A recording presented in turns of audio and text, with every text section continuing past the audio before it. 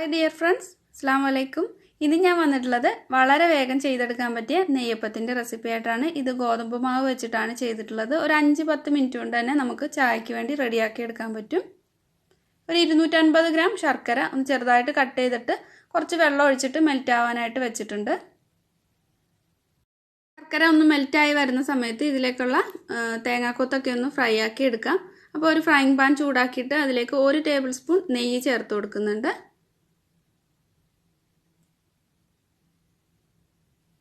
നെയ്യിൻ്റെ അളവ് ഇത്രയും വേണ്ടെങ്കിൽ കുറയ്ക്കാവുന്നതാണ്.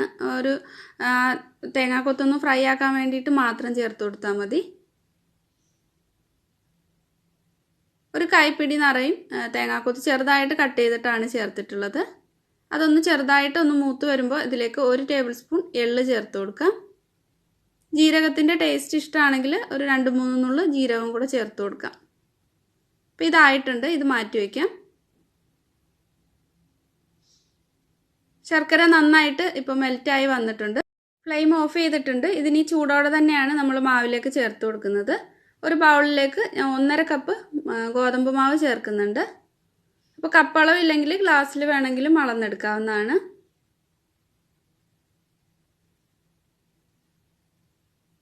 ഇതിലേക്ക് ഇനി 2 ടേബിൾ സ്പൂൺ അരിപ്പൊടി ചേർത്ത് കൊടുക്കാം. കുറച്ചൊന്ന് ക്രിസ്പി ആയിട്ട് കിട്ടാൻ വേണ്ടിയിട്ടാണ്.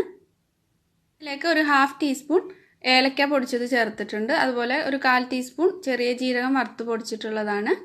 2 നുള്ളു ഉപ്പ് ചേർത്ത് കൊടുക്കാം, ഒന്ന് ടേസ്റ്റ് ബാലൻസ് ആവാനായിട്ട്. 2 നുള്ളു ബേക്കിംഗ് സോഡ കൂടി ചേർക്കുന്നുണ്ട്. ഒരുപാട് ബേക്കിംഗ് സോഡയുടെ ആവശ്യമില്ല, 2 നുള്ളു മാത്രം ചേർത്ത് കൊടുത്താൽ മതി. എന്നിട്ട് എല്ലാം കൂടെ നന്നായിട്ടൊന്ന് മിക്സാക്കി എടുക്കാം. അപ്പോൾ ഇത് നല്ലപോലെ ഒന്ന് മിക്സായി വന്നിട്ടുണ്ട്. ഇനി ഇതിലേക്ക് ശർക്കരപ്പാനി ചേർത്ത് കൊടുക്കാം. ചൂടോടെ തന്നെ ചേർത്ത് കൊടുക്കുന്നുണ്ട്. നമ്മൾ ഈ മാവൊക്കെ മിക്സ് ചെയ്യുന്ന അത്രയും സമയം മാത്രമേ മാറ്റി വെച്ചിട്ടുണ്ടായിരുന്നുള്ളൂ. നല്ല ചൂടോടെ തന്നെ ചേർത്തിട്ട് ഉടനെ തന്നെ ഇളക്കി കൊടുക്കണം, അല്ലെങ്കിൽ ഇത് കട്ട കെട്ടാനുള്ള ചാൻസ് ഉണ്ട്. ശർക്കരപ്പാനി ചേർക്കുമ്പോൾ മാവ് നന്നായിട്ട് കട്ട കെട്ടിപ്പോവും. അതുകൊണ്ട് ഈ ശർക്കരപ്പാനി ചേർത്തിട്ട് ഉടനെ തന്നെ നന്നായിട്ട് മിക്സ് ചെയ്ത് കൊടുക്കണം. കുറേശ്ശെ ചേർത്തിട്ട് നല്ലപോലെ മിക്സാക്കി കൊടുക്കാം. അപ്പം മധുരത്തിൻ്റെ അളവ് നിങ്ങൾക്ക് എത്രത്തോളം വേണമെന്ന് വെച്ചാൽ നോക്കിയിട്ട് മാത്രം പാനി ചേർത്ത് കൊടുക്കാം, അല്ലെങ്കിൽ ബാക്കിയുള്ളത് ചെറിയ ചൂടുള്ള വെള്ളം കൂടെ ചേർത്തിട്ട് മിക്സാക്കി എടുത്താൽ മതി. കുറച്ച് ശർക്കരപ്പാനി ഒഴിച്ചിട്ട് ഒന്ന് ടേസ്റ്റ് ചെയ്ത് നോക്കിയിട്ട് വേണമെന്നുണ്ടെങ്കിൽ ശർക്കരപ്പാനി തന്നെ ചേർക്കാം, അല്ലെങ്കിൽ കുറച്ച് വെള്ളം ചേർത്ത് കൊടുത്താൽ മതി.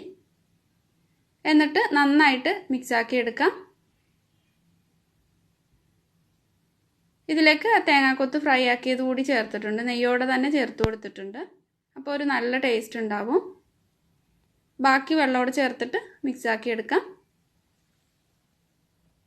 വെള്ളത്തിൻ്റെ അളവ് നിങ്ങൾ കൺസിസ്റ്റൻസി നോക്കിയിട്ട് ആഡ് ചെയ്ത് കൊടുത്താൽ മതി. ശർക്കരപ്പാനിയുടെ ബാക്കി വെള്ളം ചേർത്ത് കൊടുക്കാം. മധുരവും ടേസ്റ്റ് ചെയ്തിട്ട് ആവശ്യത്തിന് ചേർത്ത് കൊടുത്താൽ മതി. ഇപ്പം മാവ് റെഡി ആയിട്ടുണ്ട്. ഇനി ഇത് ഫ്രൈ ആക്കി എടുക്കാം. ഇത് റെസ്റ്റ് ചെയ്യാൻ വെക്കേണ്ട ആവശ്യമൊന്നുമില്ല, ഉടനെ തന്നെ ഫ്രൈ ആക്കി എടുക്കാവുന്നതാണ്. എണ്ണ നന്നായിട്ട് ചൂടാകുമ്പോൾ ഇതുപോലെ ഒഴിച്ചു കൊടുത്തിട്ട് ഫ്രൈ ചെയ്തെടുക്കാം. ചീനിച്ചട്ടിയിൽ ചെയ്യുമ്പോൾ ഓരോന്ന് മാത്രമേ ചെയ്തെടുക്കാൻ പറ്റുള്ളൂ.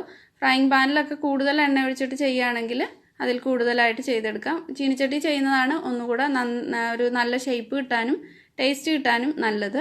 ഫ്ലെയിമിനും മീഡിയം ഫ്ലെയിമിനും ഇടയിലാക്കി വെച്ചിട്ട് ഇത് നന്നായിട്ട് ഫ്രൈ ചെയ്തെടുത്തിട്ടുണ്ട്.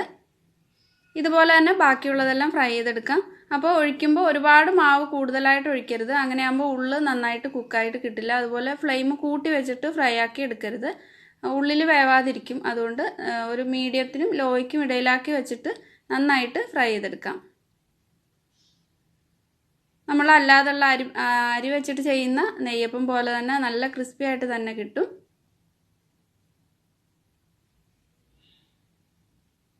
ഇതേപോലെ ബാക്കിയുള്ളതെല്ലാം ചെയ്തെടുക്കാം.